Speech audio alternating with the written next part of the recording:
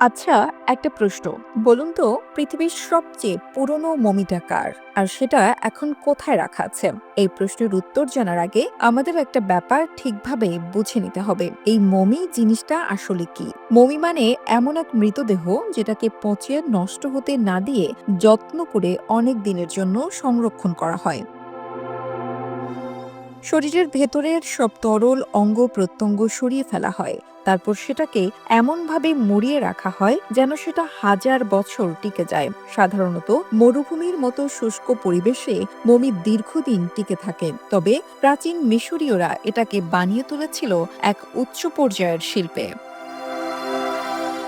মূলত প্রাচীন মিশরের পেশাদার পুরোহিতরা, যারা মৃতদেহ সংরক্ষণের কাজে দক্ষ ছিলেন, তারাই নির্দিষ্ট নিয়মে ধাপে ধাপে পুরো কাজ সম্পূর্ণ করতেন। প্রক্রিয়াটি ছিল ধর্মীয় রীতিনীতির সঙ্গে জড়িত। বিশেষ করে রাজা, রানী, ধনী ব্যক্তি, ধর্মীয় নেতা, এমনকি কখনো প্রিয় পোষা প্রাণীরও মমি করা হতো। অর্থাৎ যাদের পরিবারে পর্যাপ্ত অর্থ ও ধর্মীয় গুরুত্ব ছিল, তারাই মূলত এই সুবিধা পেতেন। মমিফিকেশন শুরু হতো শরীর থেকে অঙ্গ প্রত্যঙ্গ বের করার মাধ্যমে। প্রথমে মৃত ব্যক্তির নাকের মাঝে ছিদ্র করে মাথার ঘিলু ও মগজ বের করা হতো। এক্ষেত্রে লোহা জাতীয় জিনিসের সহায়তা নেওয়া হতো। তারপর মৃতদেহের পেটের বাম পাশে কেটে ভেতরের নাড়িভুড়ি বের করে ফেলা হতো।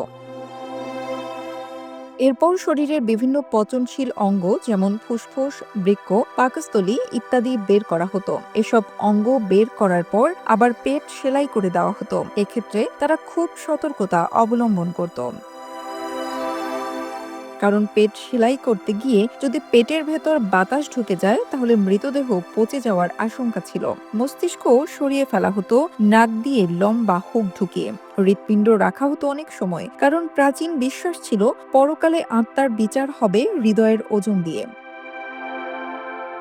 এরপর দেহটিকে নাট্রন নামে এক প্রাকৃতিক লবণে ডুবিয়ে রাখা হতো প্রায় 40 দিন। এতে শরীর শুকিয়ে যেত। এরপর তা পরিষ্কার করে কাপড়ে মুড়িয়ে দেওয়া হতো। ভাঁজে ভাঁজে সুগন্ধি তেল আর তাবিজ রাখা হতো। বলা হয় এক একটি পূর্ণাঙ্গ মমিফিকেশন করতে 1 থেকে 3 বছর সময় এবং বিপুল খরচ লাগত। সেই সময়কার ধনীদের জন্য এটি ছিল এক ধরনের মর্যাদার বিষয়, আর সাধারণ মানুষের মমিফিকেশন হতো সংক্ষিপ্ত, কম খরচে। সবশেষে মমিকে কফিনে রাখা হতো। সেই কফিনও ছিল নানা অলঙ্করণে ভরা। মুখোশ, গহনা, জাদুকরি প্রতীক আর কবরের সঙ্গে দেওয়া হতো খাবার, জামা কাপড়, এমনকি পোষা প্রাণীর খেলনাও, কারণ বিশ্বাস ছিল মৃত ব্যক্তি এসব নিয়ে পরজগতে যাবেন।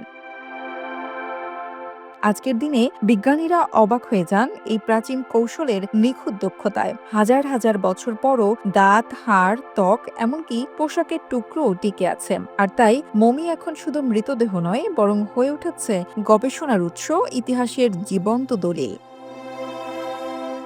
সবচেয়ে পুরনো মানব মমি হল ওতিজি দ্য আইসম্যান, যিনি প্রায় 5300 বছর আগে মারা যান। তার দেহ বরফে জমে থাকার কারণে স্বাভাবিকভাবেই সংরক্ষিত ছিল। বর্তমানে এটি রাখা আছে ইতালির সাউথ টাইরোলিয়ান আর্কিওলজিক্যাল মিউজিয়ামে। মমি আমাদের শেখায় মানুষ মৃত্যুকে ভয় পায়নি, বরং তাকে নিয়ন্ত্রণের চেষ্টা করেছে। আর এভাবেই মৃত্যুর মধ্যেও তারা রেখে গেছে জীবনের স্পর্শ।